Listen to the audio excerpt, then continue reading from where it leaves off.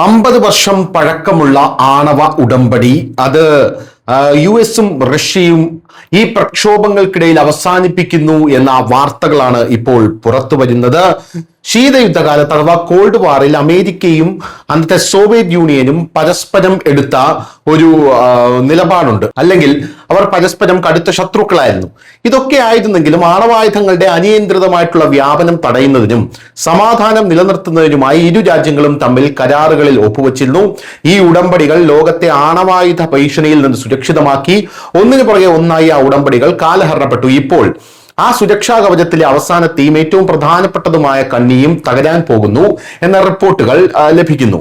New start അഥവാ പുതിയ തന്ത്രപരമായിട്ടുള്ള ആയുധം കുറയ്ക്കൽ ഉടമ്പടി, ഇത് ന്യൂ സ്റ്റാർട്ട് എന്നറിയപ്പെടുന്ന US റഷ്യ ആണവ ഉടമ്പടി 2026 ഫെബ്രുവരി 5-നാണ് കാലഹരണപ്പെടുന്നത്. ഇതുവരെ യുക്രൈൻ യുദ്ധവും മറ്റ് വ്യത്യാസങ്ങളും കാരണം ഇരു രാജ്യങ്ങളും പുതിയ ഉടമ്പടിക്കായിട്ടുള്ള ചർച്ചകൾ ആരംഭിച്ചിട്ടുമില്ല. ഇതിനർത്ഥം ഇപ്പോൾ 5 പതിറ്റാണ്ടുകൾക്ക് ശേഷം പരസ്പരം വിന്യസിച്ചിരിക്കുന്ന ആണവായുധങ്ങളുടെ എണ്ണം കുറയ്ക്കാനോ അല്ലെങ്കിൽ അവ പരിമിതപ്പെടുത്താനോ അമേരിക്കയും റഷ്യയും ഈ കരാർ അവസാനിക്കുന്നതോടുകൂടി ബാധ്യസ്ഥരായിരിക്കില്ല എന്നുള്ളതാണ്. എന്തായാലും അമേരിക്കയും റഷ്യയും തമ്മിലുള്ള ഒരു ആണവായുധ നിയന്ത്രണ ഉടമ്പടിയാണ് പുതിയ സ്റ്റാർട്ട് ഉടമ്പടി. ആണവ മത്സരം നിയന്ത്രിക്കുന്നതിനും ലോകത്തെ സുരക്ഷിതമാക്കുന്നതിനുമായി 2011 പ്രാബല്യത്തിൽ വന്ന ഉടമ്പടിയാണിത്. ഇരു രാജ്യങ്ങൾക്കും ഇനി പറയുന്ന പരിധികളാണ് അതിൽ നിശ്ചയിച്ചിരിക്കുന്നത്. അതായത് ഉടമ്പടിയിലെ പരിധികൾ: പരസ്പരം വിന്യസിക്കാവുന്ന പരമാവധി ആണവായുധങ്ങളുടെ എണ്ണം എന്ന് പറയുന്നത് 1550 എണ്ണമാണ്. ഭൂഖണ്ഡാന്തര ബാലിസ്റ്റിക് മിസൈലുകൾ, അന്തർവാഹിനിയിൽ നിന്ന് വിക്ഷേപിക്കാവുന്ന ബാലിസ്റ്റിക് മിസൈലുകൾ, ഹെവി ബോംബറുകൾ എന്നിവയുടെ പരമാവധി എണ്ണം എന്ന് പറയുന്നത് ഈ ഉടമ്പടി പ്രകാരം 700 ആണ്. പരസ്പര വിശ്വാസം നിലനിർത്തുന്നതിനായി ഓരോ കക്ഷിക്കും മറുവശത്തെ ആയുധപ്പുരകൾ പരിശോധിക്കാനുള്ള അവകാശം ഈ ഉടമ്പടി പ്രകാരം ഉണ്ടായിരുന്നു. എന്തായാലും ഇതെല്ലാം തീരുന്നതോടുകൂടി ഇനി എന്ത് സംഭവിക്കുമെന്നുള്ളൊരു ചോദ്യമുണ്ട്. പുതിയ സ്റ്റാർട്ട് ഉടമ്പടി 12 മാസത്തേക്ക് കൂടി നീട്ടണമെന്ന് റഷ്യൻ പ്രസിഡന്റ് പുടിൻ നിർദ്ദേശിച്ചിട്ടുണ്ട്.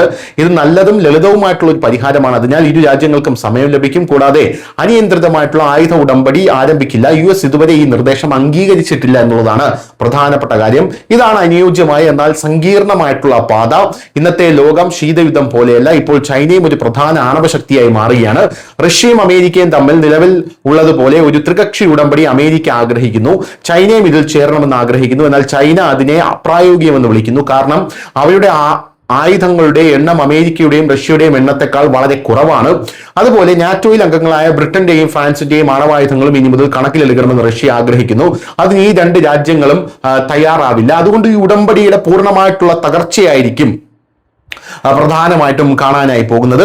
ഒരു പുതിയ ആയുധ മത്സരം തന്നെ അതോടുകൂടി ആരംഭിച്ചേക്കാം. ആണവായുധ ശേഖരം രാജ്യങ്ങളെല്ലാം തന്നെ വർദ്ധിപ്പിക്കാൻ തുടങ്ങിയേക്കാം. യുദ്ധം പൊട്ടിപ്പുറപ്പെടുകയാണെങ്കിൽ രാജ്യങ്ങൾ അങ്ങോട്ടും ഇങ്ങോട്ടും ആണവായുധങ്ങൾ വാരി വിതറുന്ന കാഴ്ചയും നമുക്ക് കാണാൻ സാധിച്ചേക്കാം. News desk news India Malayalam.